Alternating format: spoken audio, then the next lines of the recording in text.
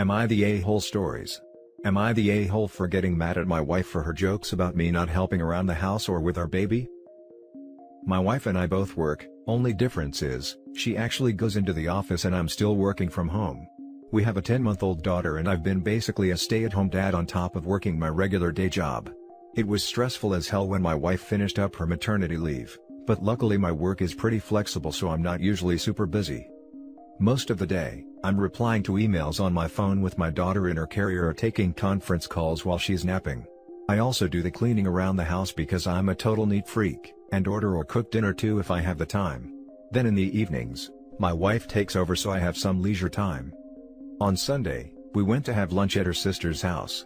First time we've all seen each other in a while. They ask us how life's going with the new baby, and my wife starts jokes about the house being a mess when she gets home and her having to clean it up, because I've been too busy playing with our daughter all day to do it myself.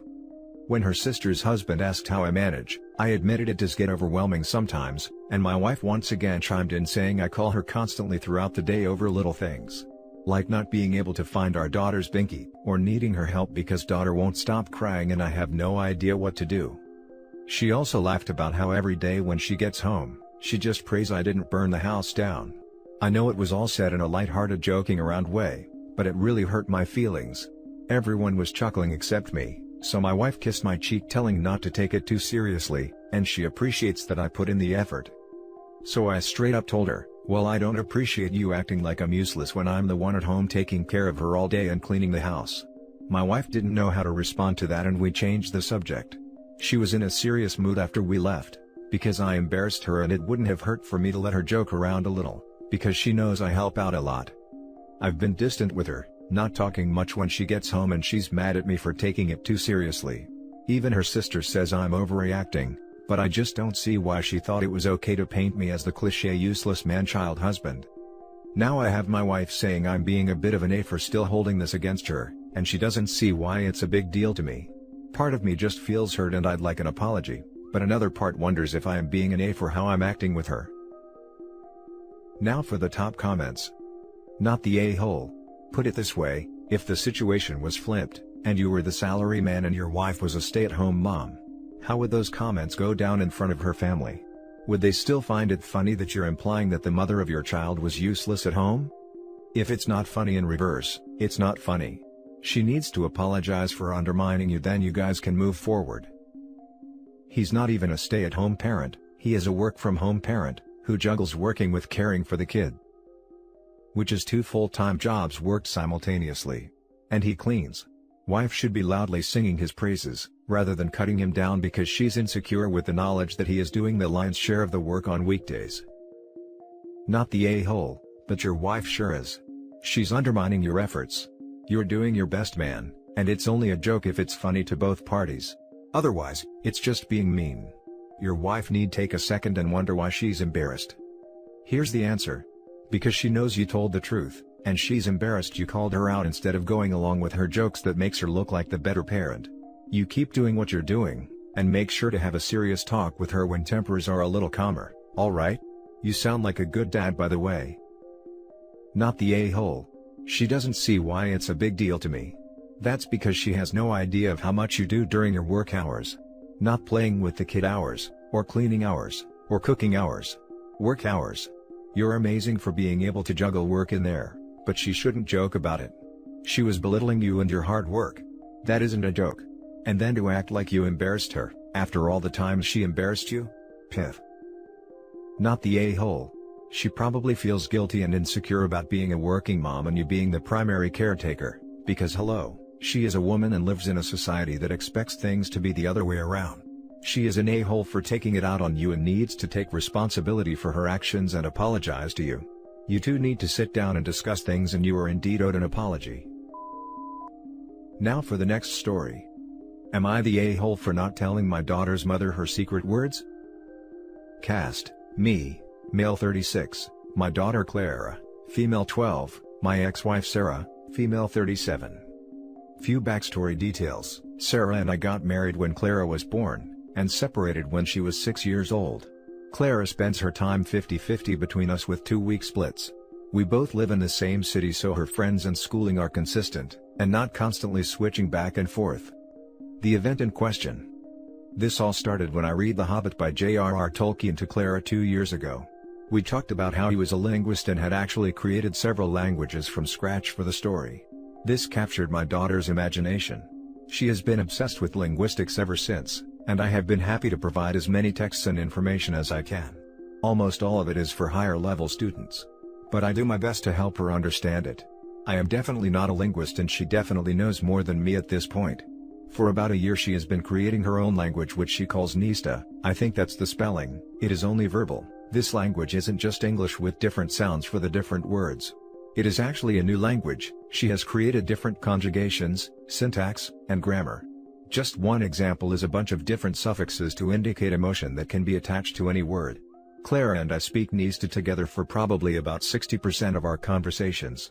It is the highlight of my entire life. I cannot believe how creative my daughter is. Sarah remarried 5 years ago, and I haven't been in a relationship since we divorced. Clara prefers her time at mine, something I definitely don't encourage. I want her to be happy at both, but she has never been comfortable around her stepdad and stepbrother. I think he is around the same age as her, but I'm not positive. I knew that Clara had never taught Sarah any Nista, which I was selfishly kinda happy about. I loved having this language that only me, my daughter, and her friends shared. However, when Sarah dropped Clara off this week, she informed me that she hadn't spoken anything but that gobbledygook for the entire 2 weeks she was with her. Sarah then demanded that I teach her the secret words. I refused and explained that if Sarah wanted her to know any Nista, I stressed its name because Sarah kept disparaging it, she would have taught her it. I then closed the door in her face. Sarah texted me saying there could be an emergency and she would need to know. I said that she still knows English if there is an emergency. I have talked to her teachers at school. Her English teacher said that Clara has shown her the language, but only briefly. In all of her classes, including English, she speaks English. Thinking it over, I don't know if I did the right thing or not.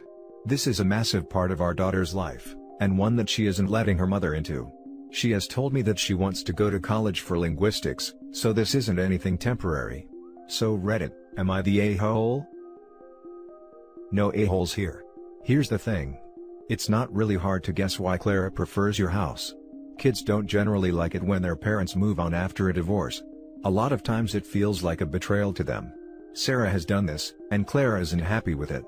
She doesn't want another parent and sibling, she wants her parents. You haven't dated, so in her eyes at least, you're the only parent is completely devoted to her. I know it bothers you that Sarah seems so unsupportive of Clara's language, but to you it's a purely happy thing, an example of your child's brilliance and creativity. For Sarah, it's a constant reminder that Clara prefers you and that she is being excluded from a big part of her child's life. That's not your fault.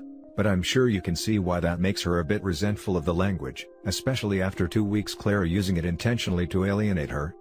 All that being said, I don't think you should teach Sarah the language. To Clara, it will be a massive betrayal, and it won't solve the problem of why she's doing this. Do the best you can to encourage a positive relationship with her mom and stepfamily, communicate as much as possible with Sarah about how Clara is doing and what's going on in her life, and get Clara into some counseling if you can to help her deal with her feelings. I think the solution here is to help get Clara to the point where she's not wanting to alienate herself from her mom and stepfamily anymore. If you just take away her means, she will simply find a new way to do it and be that much angrier at all of you. This is an extremely insightful comment, thank you. Not the a-hole. You sound like a great dad and she sounds like an awesome kid. As long as she is doing well in school and socially, I wouldn't worry. Sounds like things are becoming an issue at the other house though? You might want to talk to her about what's going on and how she is feeling. That's definitely true, she is having stronger and stronger feelings about not wanting to be there. Not the a-hole, as it's your child's creation and she's free to share it with whoever she wants. It is not your obligation to teach your ex. That being said, a conversation with your daughter about when it is appropriate to use the language may be in order. Refusing to talk to her mother in English is not a good thing, and at 12 she's old enough to realize what she is doing. Yeah, she definitely knew what she was doing. She told me that she wanted to make them feel how she feels around them. Next story. Am I the a-hole for not sharing son's investment account with daughter? Hey all. My son was born in 2000 and I shortly afterwards opened up an investment account with the intentions of handing it off to him after he graduated college to give him a head start in life. Wife loved the idea. I put in $10,000 initially and started adding $100 monthly, and the account sits at over $60,000 today. A majority of it was just put into mutual funds, and some months I'd take the $100 and toss it into riskier stocks that didn't really pan out. Yes, I learned my lesson that if you're not making this a career, just toss it into funds. When our daughter was born 2 years later, I started up an account for her as well. About a year in, wife and I got drunk with friends and the topic of investing came up. Wife said something silly along the lines of anybody can invest, and it became a lengthy discussion at the beach with all our friends chiming in. In the end, wanted to take over daughter's investment account and manage it to show me how easy investing was. We discussed it at length over the following weeks and she dug her heels in, so I relented and gave her control. Long story short, that account sits at just over $16,000 for 2 reasons: because she picked bad, individual stocks instead of funds, and she wasn't adding to the account at the start of the month. Well, we had a blowout fight about a week ago after I mentioned to our son that he was going to inherit a bunch of money once he graduates this spring. Naturally, our daughter wanted to know if and how much she was going to receive. I mentioned that of course I'd done the same for her, but she'd have to ask mom, as I wasn't about to be the one to set that ticking time bomb off. After wife showed the numbers, the meltdown happened, and then she told our daughter we'd just combine the accounts and split them equally. At this point, I flipped a lid and explained we'd definitely not do that because in her everybody can invest BS, she'd insulted how difficult investing was and needed to deal with the ramifications of poor choices in investing. We've not had a meaningful discussion since, we've been cold to one another since, and our daughter is mad at us for the significantly smaller account she stands to inherit. Am I the a-hole? Edit. My wife had full control of the accounts. I would ask her how it's going, and she was telling me the account was doing well. I trusted her, so I did not ask to log into the account to see for myself. My son's account had $14,700 in it at the time of the challenge. My daughter's account had roughly $11,000 in it. I'm halfway tempted just to give them each $15,000, and take the rest and buy myself a new truck, seeing as how I've become the bad guy. There, they get the same amount and I reward myself for successful investing. Probably the only happy person in this equation then, but I'm mind blown at all the attacks. Since most of you say I should just split the 2 accounts in half, I've decided on a fair solution. I will split the money with both kids, but I will give them all the statements from both accounts, and show them that the $37,000 each they're getting could have been about $60,000 each if not for their mother's poor investment choices. It's their money, they have a right to know what happened to it. Now for the top comments. Everyone sucks here. What is wrong with you? You want to teach your wife a lesson by making your daughter, a completely innocent party, pay the price? How in the world is that fair? And what kind of lesson are you teaching your daughter? That she'll be straddled with $45,000 of extra debt because mom and dad made a drunken bet and are horrible at talking about finances with each other? This isn't something that happened overnight, these are decades-long investment decisions. After the first couple years of your silly experiment, you could have sat wife down, looked at the numbers together, and had her admit that investing isn't so easy, if that was the whole point of this. Why did you let it go on for so long? Because your pride is more important to you than your daughter's future? You and wife screwed it up, the 2 of you need to fix it. You can commingle the funds. You can make wife take out a loan to replenish the difference, and she can pay that loan back slowly by herself. Figure something out. But it is not fair to make daughter pay the price of your stupid mistake. Edit. I'm tempted to change my vote to you're the a-hole after reading OP's edits. Apparently his pride simply will not allow him to grasp why he would possibly be at fault, and still trying to dump 100% of the blame on his wife. OP, in case it wasn't clear, your wife is an a-hole for her horrible investment choices and not contributing to the fund. But you're a bigger a-hole for letting this bet go on for 17 years, never bothering to check daughter's account, and trying to justify it by saying you trusted your wife when she said she's doing fine. Clearly you did not trust your wife when she first said that investing is easy. You could have stepped in to avoid this mess, but you placed your pride and need to be right over the happiness of your entire family. That's why you're an a-hole. And you're now a bigger a-hole for failing to recognize why you're an a-hole despite the hundreds of comments explaining this plain truth to you. Everyone sucks here. So, just to be clear on this, you're going to punish your daughter for your wife being bad at investing and to prove a point that you're better at it? Your wife screwed up, everyone knows it, which is why she is also an a-hole. But let's be clear. This isn't your son's money. It's not like he gave it to you to invest on his behalf. It's all your money. What you do with it is up to you, but you are going to cause a huge split in the family if you don't find some way to share that money between both your children. You're the a-hole. You should have pulled the plug on bad investing years ago.